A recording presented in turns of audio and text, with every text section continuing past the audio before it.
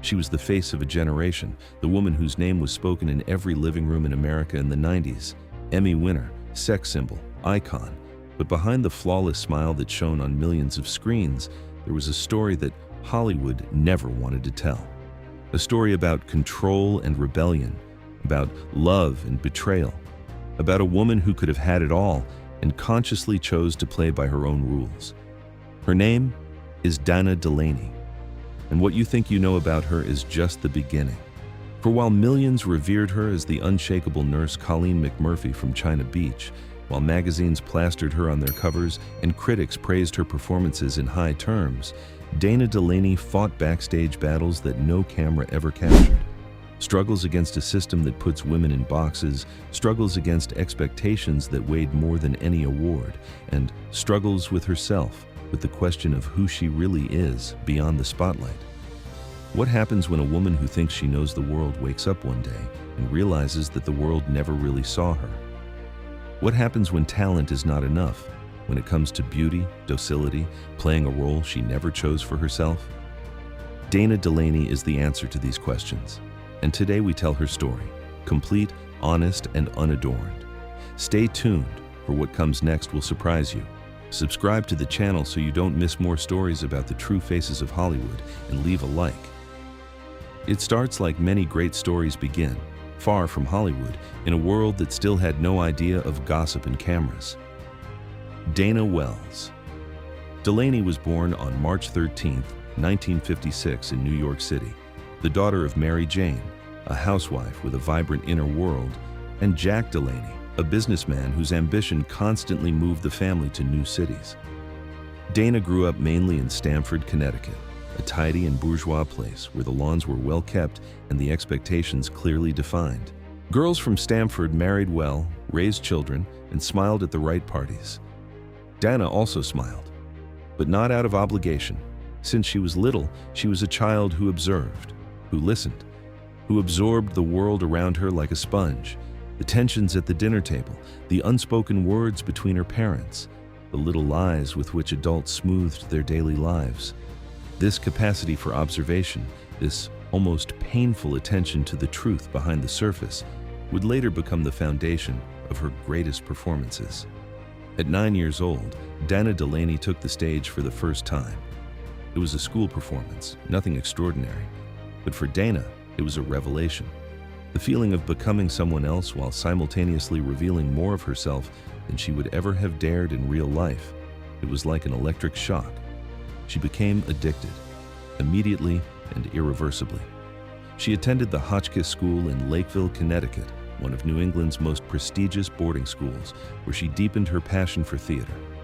There, she learned that privileges do not guarantee happiness, that beauty can be a weapon, but also a trap, and that the most interesting people are always those who refuse to be what others expect of them. After school, Dana enrolled at Wesleyan University in Middletown, Connecticut. Wesleyan was a cradle for thinkers, artists, and rebels, and Dana immediately felt in her element. She read Chekhov and Brecht, discussed Stanislavski, and discovered that acting is more than mimicry and memorization. It is empathy, it is courage, it is the willingness to show oneself completely. With her diploma in hand and a fire in her belly, Dana moved to New York. Broadway was the goal. Hollywood was not yet a thought, not yet. The early years were a mix of excitement and exhaustion. Dana struggled in the classic off-Broadway life. Small roles, big dreams, dorm rooms smaller than most hotel bathrooms. She acted in plays that barely attracted a dozen spectators and served cocktails to pay the rent. They were tough years, but also the most honest of her life. Years in which she learned who she is when no one is watching. Hollywood was waiting, but not for long. Her first television appearances came in the early 1980s, guest roles in series like As the World Turns and Moonlighting. Small roles, but Dana made each appearance more than the script promised. Producers noticed. Casting directors wrote down her name. It was only a matter of time. But time is a strange resource in Hollywood. There were auditions that started promising and led nowhere. Roles that seemed to have been written for her and then were given to others. Moments when the capital of American entertainment felt like a closed door. But Dana Delany is not a woman who waits for closed doors. She looks for the window. and the window opened in 1988. The moment that changed everything was a phone call, a script, a series that no one knew, and that would forever change the landscape of American television. China Beach. The name sounds like a vacation, like palm trees and cocktails, but China Beach was everything but that. The series took place during the Vietnam War and told the story from a perspective that American television had systematically ignored until then, the perspective of women. Nurses, Red Cross workers, women who served in the midst of the horror of war and whose stories had never been told. Dana Delany played Colleen McMurphy, a working-class nurse who saw the unimaginable and yet carried on. McMurphy was not a heroine in the classical sense. She was broken, doubtful, sometimes cynical, and at the same time, deeply human. Dana brought everything she learned in years of theatrical training to this role. Every scene, every glance, every silence spoke. The result was television history. China Beach aired from 1988 to 1991 and was critically acclaimed. For Dana, the role meant her first major Emmy, in 1989 as Best Lead Actress in a Drama Series. A year later, she won the same award again, 2 Emmys, 2 proofs that American television recognized a truth that Dana Delany always embodied. Depth is more interesting than glamour. But behind the scenes of triumph, there was turmoil. Hollywood has a strange way of celebrating women while simultaneously restricting them. The success of China Beach brought offers, but not always the right ones. Producers wanted her to always play similar roles, the strong yet suffering woman, the heroine with a heart of gold. Dana felt she was being put in a box that said, brave woman in extreme situations. What she wanted was something different, something more uncomfortable, something more true. And so began what could be called risky decisions in Hollywood, and what Dana Delany simply describes as her life. But before we talk about the roles that shocked the world, we need to talk about the other big theme, the theme that Dana addressed with an openness that was almost revolutionary for her time: her love stories. Dana Delany never hid that her love life is rich and complicated, not because she sought attention, but because she refused to hide things just because they were uncomfortable. In an industry where image is everything and secrets are currency, Dana's openness was an anomaly. It all started with Treat Williams, a man with a name that sounded like it came from a Hollywood movie and a career that matched. When Dana met him, she was young, promising, and full of energy.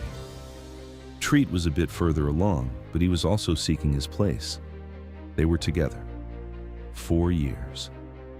What, for the time count in Hollywood, is an eternity? Dana rarely spoke in detail about that time, but when she did, it sounded like the description of a learning process. She was young, he was wonderful. And sometimes, wonderfulness is not enough. The career calls, the ambition calls, life calls, and suddenly, 2 people who seemed inseparable were pulled in different directions. After Treat in 1984, there was a brief encounter with Michael O'Keefe, the flashbulb pop at a premiere, the promising smile for the photographers. What appeared, externally, to be the beginning of a great romance was little more than a brief moment, a cameo in the long drama of Dana's life. Then came James Woods. The romance between Dana and Woods in 1985 was like a fire, hot, bright, unpredictable, and it quickly burned out. A few months, then the end. What ties these early relationships together is a pattern that Dana herself recognized at some point. She was drawn to men with energy, with an intensity that burns like fire. The problem with fire is well known. It warms and it burns. The next chapter took Dana into the world of rock music. Dave Holmes, the lead singer of the band The Boyfriends, entered her life like a summer storm, suddenly passionate and lasting little more than the season. Months filled with music and spontaneity. But like many romances between artists, this one also ended as soon as reality knocked at the door. But then came the man who would truly turn Dana's world upside down: Don Henley. When you hear the name Don Henley, you inevitably think of one of the most iconic rock bands in history, the Eagles. Henley was no longer an ascending career. He was a living legend. and he was fascinated by Dana Delany. They met in the mid-1980s. On paper, they seemed unlikely, an experienced rock star and an up-and-coming television actress, but Dana was never someone who lived by roles. She openly admitted that she is attracted to men who are significantly older or significantly younger, not by calculation, but because they bring a different energy. With Don, she had both, the depth of a man who has seen the world and the passion of an artist whose creativity never ran dry. This relationship lasted 3 years. 3 years in the current of a life that was bigger, louder, and faster than anything Dana knew. Tours, parties, the relentless rhythm of rock and roll, exciting, exhausting, and at some point, too much. The relationship ended, as most do, between two people who burn too brightly to fully adjust to one another. Dana came out the other side, more regretful, wiser, clearer. China Beach was not just a television series. It was a microcosm of people who spent long days filming together and inevitably intertwined. John Sacred Young was one of those people, writer, producer, co-creator of the series. He and Dana met when everything was still in its infancy. Initially professional, respectful, collegial. But the intensity of the joint creation made something grow that could not be called professional. It became personal. In 1990, The Peak, a Golden Globe for China Beach as Best Television Series. Dana and John were together on stage to receive the award, a moment when the personal and professional united in a single triumph. But triumph is fleeting. In 1992, the relationship had ended. What remains is the image of two people who created something grand together and then went in different directions. In 1993, Henry Czerny entered Dana's life. The Canadian actor met her in front of the cameras, and the chemistry between them was not staged. They worked together, laughed together, and at some point shared more than just a filming schedule. 3 years. This relationship also lasted 3 years. Dana remained silent where there were no answers, and spoke where she was honest. That was her style. And it still is. Then there was the encounter that Dana never forgot, but not for romantic reasons. Robert Blake. The actor invited Dana on a date. Dana went, and immediately regretted it. He made me very uncomfortable, she admitted later. Years later, when Blake became involved in one of the most shocking criminal cases in Hollywood, Dana remembered that night and understood that some instincts protect us even when we don't know from what. And then, something completely different. John Kerry. The senator from Massachusetts was one of the most prominent political figures in the country in the late 1990s. Dana was associated with him. Some appearances, some rumors, a spark that ignites and extinguishes. She herself admitted to being impressed by his intelligence. Charming and intelligent, and those who know Dana know that this is not empty praise. Intelligence is not an optional trait for her, it is the entry point. The romance remains subtle and unstable like smoke in the wind, but it tells something important, that Dana Delany never lived in a box. Actors, musicians, producers, politicians, the boundaries between worlds did not exist for her. And so we come to the theme that made Dana a truly unique voice of her generation. Not just the roles, not just the romances, but the way she spoke about her own identity, open, uncompromising, and long before there was a cultural vocabulary for it. Dana Delany never made a secret of the fact that she can find women as attractive as men. In an era when Hollywood actresses kept their personal lives within carefully controlled limits, this was a statement that stood out. "If I were a lesbian, you would know," she once said with the playful frankness that became her trademark. What she meant, she hides nothing. Never. For Dana, it's not about labels. It's about connection, about the true and deep feeling that can arise between two people, regardless of who those people are. In the play Collective Rage on Broadway, she played a role that dealt with female sexuality and intimacy between women. Her performance was raw, honest, and captivating. Not sensationalist for the sake of being sensational, but because Dana approaches every role as she sees life, without embellishment, without false shame. The reactions were mixed, admiration from those who value artistic freedom, criticism from those who thought Dana should take better care of her image. Dana heard both sides, and then did what she always did, what she thought was right. This stance led her to a career decision that is still discussed today. She was offered the role of Carrie Bradshaw in Sex and the City. Dana Delany was offered the role that immortalized Sarah Jessica Parker, and Dana said no. After her role in Exit to Eden, a film in which she played a character that embodies power and sexual control, she faced severe criticism, not for her performance, but for the decision itself. Dana felt the withdrawal of the establishment, the raised eyebrows, the subtle signs.